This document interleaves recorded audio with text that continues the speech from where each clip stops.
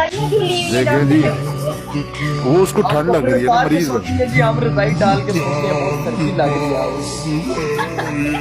मैं कपड़े उतार के ऊपर कंबल लेके सो जाती हूँ। पहले में Wake up to reality. मैंने तो घर चलाना है ना, मेरी तो मजबूरी है। कितने पैसे कमाती हो? मैं रोज का 1.5 लाख कमाती हूँ।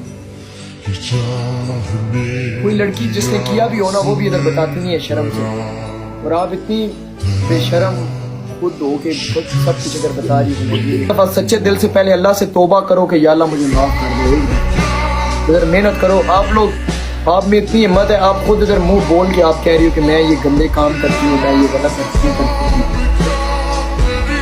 मैं आज इधर लाइव पे आप बंदों के सामने बोलना, आपको एक हफ्ता सपोर्ट ना हो इधर, आप एक हफ्ते में जितने उधर से पैसे कमाती हो मैं आपको दूँ, मैं कसम ला इलाहा इल्लल्लाह। आप इधर सब बंदों के सामने मुझे बोलना कि इसने मुझे पैसे नहीं। आप एक हफ्ता इधर लाइव करो, सही प्रॉपर टाइम दो, मैचेस खेलो, आपको गिफ्टिंग भी हो गया, क्या है पनिशमेंट। आप एक हफ्ता खेलो, आप अगर आपको सपोर्ट नहीं होगी, आप एक हफ्ता भी मेहनत करो, मैं आपको पैसे दूंगा आपकी